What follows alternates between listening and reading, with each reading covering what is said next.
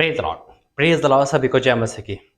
मेरे जो टाइटल मिल देख के आप हैरान हो गए होंगे और ये क्या बात है, लेकिन आज का जो प्रकाशन है, आज का जो वचन है, ये तमाम उन लोगों के लिए है जो मसीह में आगे बढ़ना चाहते हैं या सेवकाई को स्टार्ट करना चाहते हैं या सेवकाई में है। यानी कि कुल मिला के आज जो मसीह में दौड़ रहे हो आप लोग, आज उनके लिए एक वचन है। टाइटल आपने देखा है कि झूठा भविष्यवक्ता, झूठा प्रचारक, सेवकाई का सच। और ये सच हम सबको जानना बहुत जरूरी है। सेवकाई में ये सच जानना हम सबकी जरूरी है। आप मसीह हो, मसीहत में हो और आप इसमें जुड़े हुए किसी से भी। हाँ, आपको लगा होगा शायद वो अपने लिए लिखा है। मैंने बिल्कुल अपने लिए लिखा है और मैं आपको सारी हकीकत बताऊंगा कि झूठा भविष्यवक्ता, झूठा प्रचारक का मतलब क्या है। और जब आप प्रभु में बढ़ रहे हो तो आपको कैसे कैसे वर्ड सुनने को मिलेंगे। आइए प्रार्थना करेंगे। धन्यवाद करते पिता वचन, प्रार्थना का धन्यवाद करता हूँ। आज इस प्रकाशन में विश्वास करता हूँ, इस प्रकाशन से, इस ज्ञान से जो आपकी ओर से आज बहुतों के जीवन में एक नई उम्मीद और एक नई ऊर्जा मिलेगी। और पिता, जो लोग आपको छोड़ना चाहते थे सिर्फ दुनिया की बातें सुनकर, पिता आज उनको हिम्मत मिलेगी और वो अपने इस मानसिकता से बाहर आकर पिता तेरे से कई विश्वासी आगे बढ़ेंगे पिता, और बड़े अच्छे से कर पाएंगे। मैं विश्वास करता हूँ यीशु मसीह के नाम से पिता। पूरी इस मीटिंग को अपने हाथ में लेना यीशु मसीह के नाम से मांगते हैं, आमीन। बिल्कुल मेरे जी। तो आज हो सकता है कि आपने डिसीजन कर रहा हो कि आपको सेवकाई छोड़नी है, क्योंकि लोग आपको तिरस्कार करते हैं, शायद लोग आपको अपमान करते हैं, लोग आपको झूठा भविष्यवक्ता कहते हैं, झूठा प्रचारक कहते हैं, या आपके वचन नहीं सुनते, आप निराशा में हो, या एक विश्वासी हो तो लोग आपको रोकते हैं। रोका जाना, बोला जाना, ये एक मिनिस्ट्री का सच है मेरे जो। मैंने टाइटल लिखा है, मैं झूठा भविष्यवक्ता, झूठा प्रचारक, सेवकाई का सच, लेकिन क्वेश्चन मार्क भी है। क्यों लिखा मैंने अपने बारे में? ऐसा क्या हुआ कि मैं आपको अपनी सच्चाई बता रहा हूं? क्योंकि सच्चाई मेरी नहीं, हम सबकी है मेरे जितो।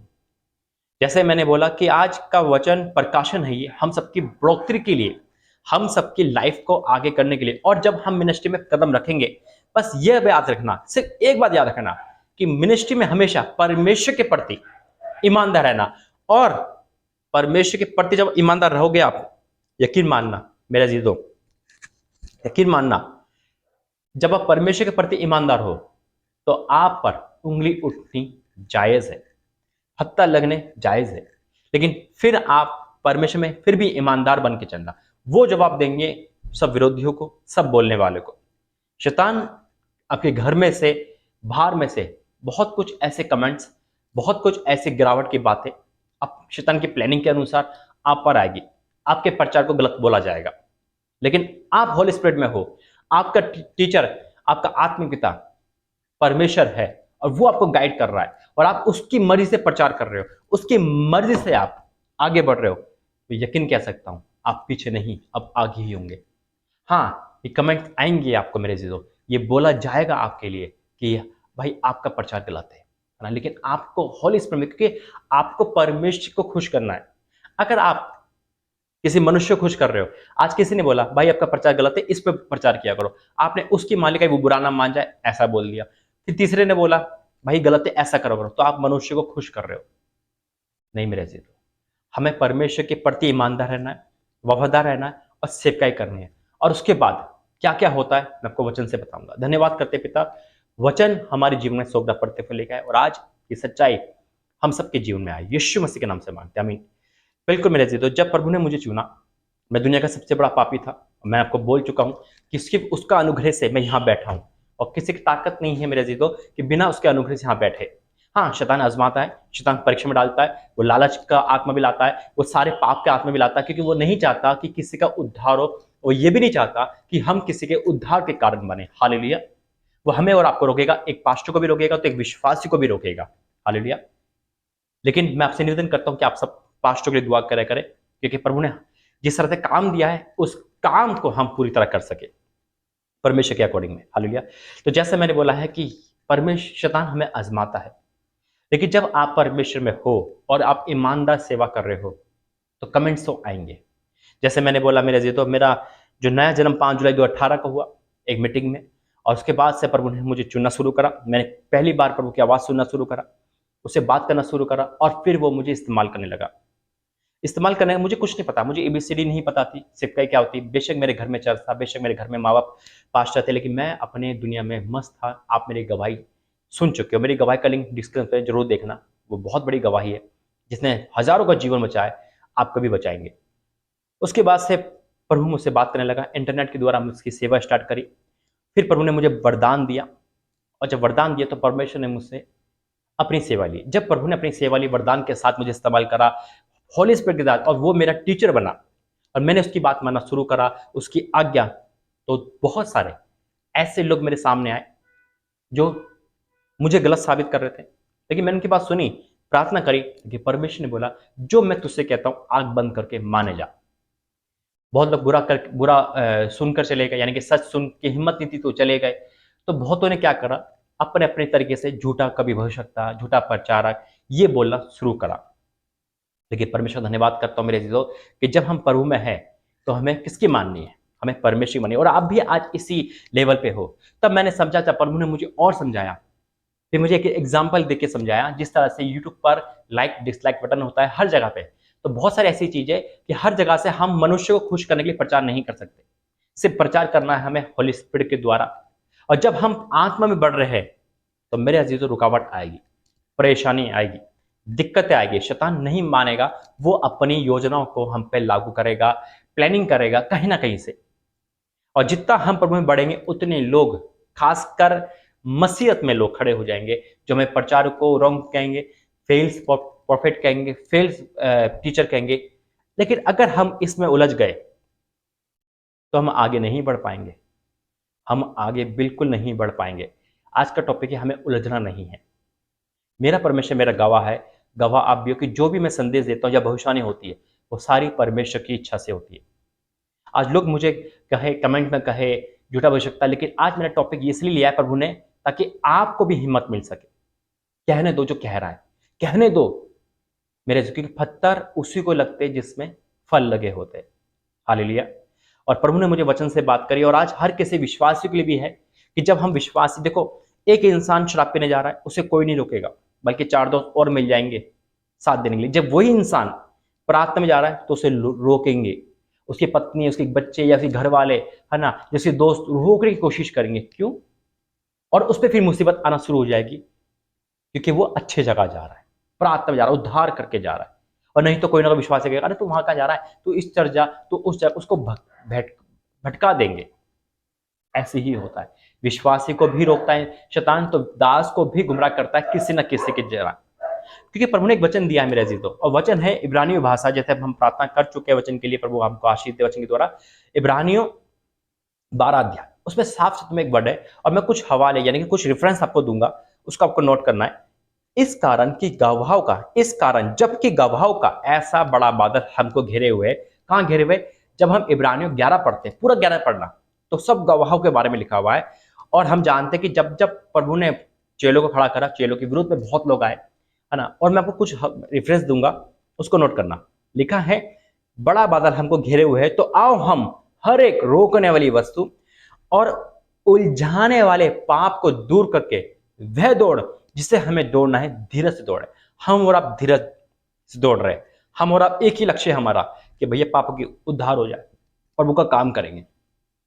अब जब हम दौड़ रहे हैं और प्रभु की टारगेट को हमने चेस करना है, वहां मंजिल तक पहुंचना है और लोगों को भी लेके आना है, तो आसान नहीं होगा, रुकावट तो आएगी। वचन कहता है कि बाहर लड़ाई थी, अंदर भयंकर बातें थी। हालेलुया। रुकावट तो आएगी, विद्रोह हमारे घर से स्टार्ट हो जाएगा, या आपके घर से, आपके पत्नी के द्वारा, पति के द्वारा, घर वालों के द्वारा, कहीं ना कहीं से स्टार्ट हो जाएगा, आपकी नौकरी से, या फिर आपके खुद के चर्च से विद्रोह स्टार्ट हो जाएगा, आपको रोका जाएगा। लेकिन आपका लक्ष्य पवित्र है, आपका लक्ष्य खुदा में है, तो आपको सिर्फ खुदा की सुननी है, परमेश्वर की सुननी। मिनिस्ट्री वही फलवंत है मेरे जीतो जो सिर्फ परमेश्वर की सुनेगी। हालेलुया। जो परमेश्वर की आवाज को सुनकर आगे बढ़े। मिनिस्ट्री का पहला सच यही है कि हम परमेश्वर की सुने, और फिर परमेश्वर हमारी सुनेगा। रुकावट तो आएगी मेरे अजीजों, लेकिन उसको देखना नहीं, बल्कि आगे बढ़ना है, इग्नोर करना है और प्रार्थना करना। अब ये वचन कहाँ सिद्ध होता है? ये वचन होता है, देखो हम यीशु मसीह का टारगेट लेते हैं। यीशु मसीह, जब यीशु मसीह सेवकाई स्टार्ट हुई तो यीशु मसीह को क्या बोला? किसी ने शैतान बोला, किसी ने कुछ बोला, किसी ने बोला कि ये तो शैतान की आत्मा से दुष्ट आत्मा निकालता है। यीशु मसीह ने उनसे लड़ने के लिए टाइम वेस्ट नहीं करा। हालेलुया। यीशु मसीह को एक जगह राजा बनाना चाहा, लेकिन यीशु मसीह क्या है? दौड़ रहे हैं अपनी क्रूस का टारगेट है कि मुझे क्रूसिफाई होना है। उससे पहले बहुत कुछ ऐसा आया कि क्रूसिफाई को छोड़ सकते थे वो, है ना। लेकिन राजा भी बनने की एक जगह जब रोटी खिलाते तो राजा बनाने के लिए उनको पकड़ा गया, लेकिन वहां से निकल गए। यीशु मसीह के अपने प्राय हो गए। यीशु मसीह ने भाइयों ने विरोध किया और हर जगह पे उनके युद्धस्कृति विरोधी निकल गया। हर जगह पे उनको रुकावट आई, दोषी ठहराए गए, दोषी ठहराने के लिए बहाने ढूंढे गए, है ना, और उनको नीचे गिराने के लिए सब कुछ उनको रुकावट करने के लिए, लेकिन उन्होंने उन पर टाइम वेस्ट नहीं करा। क्यों? क्योंकि वो परमेश्वर के सुनते थे और उसके बाद सारे काम करते थे। उनका डिसीजन बहुतों को अच्छा नहीं लगता था, उनका कहना बहुतों के मन में नहीं उतरता, खासकर चेले भी। बहुत लोग चेले जो थे उनके वापस मुड़ गए, उनको समझ नहीं आया। चेले भी उनसे खुश नहीं रहते थे, वो भी कभी ना कभी कुछ बातें फिर सवाल पूछते थे, पर वो ऐसा तो ऐसा क्यों हो गया? क्योंकि उनका टारगेट था, यानी कि पर जब हम सेवकाई का टारगेट पूरा करते हैं तो रुकावट आती है मेरे से, रुकावट आती है, परेशानी आती है, लेकिन हमें क्या करना है? वचन क्या साफ लिखा है कि आओ हम रोकने वाली वस्तु और उलझाने वाले पाप को दूर करके वह दौड़ जिसे हमें दौड़ना है, धीरे से दौड़े। उलझाने वाले पाप क्या है? जब पतरस का सेवकाई का टाइम आया तो उससे गलती हुई, 3 बार उसने मना करा यीशु मसीह को। वो उसका पाप रोकने वाला था। वो अगर प्रायश्चित नहीं करता, पर उसे माफ नहीं करता, वो ये गिल्टी फील होता, तो कभी वो प्रेरित नहीं बन पाता। लेकिन उसने उससे आगे बढ़ा। पौलुस भी मेरे अजीजों कठिनाई के बाद, जोखिम के बाद आगे बढ़ा। तो ये बात आज आप सभी के है कि आपको बोला जाएगा झूठा भविष्यवक्ता, झूठा विश्वासी, या आपको नीचा दिखाया जाएगा, आपको तुच्छ जाना जाएगा। चाहे हम पुराने नियम से लेकर नए नियम लेकर नए नियम देखेंगे, जब भी कोई भी आगे बढ़ा है उसकी टांग खींची है, उसको अपशब्द बोले गए हैं, उसको तिरस्कार किया गया, क्रिटिसाइज किया गया। क्यों? ताकि गलती उनकी नहीं है, गलती शैतान की, क्योंकि शैतान रूह बदल के हमें क्या करता है? टॉर्चर करता है, ताकि हम आगे ना बढ़े। आज इस वचन के द्वारा मेरे से प्रभु ने हमें और आपको यही शिक्षा दी है कि जब भी आप पे कोई भी कुछ भी बोल रहा है, लेकिन आप ईमानदार हो खुदा में, आप ईमानदार हो परमेश्वर में, आप ईमानदार हो अपनी सेवकाई में, तो जीत आपकी है मेरे अजीज। परमेश्वर हमें और आपको जीत दिलाएगा। मैं विश्वास से ऐलान करता हूं कि आज का वचन आज हर एक विश्वासी से लेकर दास दासी सेवकाई तक करने के लिए है। इसलिए मेरे अजीजों, हर एक सेवकाई की प्रार्थना करें, अपने लिए प्रार्थना करें। चाहे एक विश्वासी बन रहे हो, चाहे सेवकाई में हो, रुकावट तो आएगी, लेकिन हमें सिर्फ परमेश्वर को सुननी है। और मैं जो भी काम करता हूँ मेरे अजीजों, मुझे खुशी इस बात की है कि मैं परमेश्वर की सुनकर आप तक आता हूँ। और मुझे विश्वास है बोलने वाले मुझे बोलेंगे, कहने वाले कहेंगे, और ये तो शुरुआत है खुशी की। जब इंसान पे ही कमेंट आने लगता है, तो मेरे अजीजों परमेश्वर गवाह है कि उसका ऊंचा उठने का समय आ चुका है, उसका आगे बढ़ने का समय आ चुका है, और परमेश्वर उससे खुश है। हालेलुया।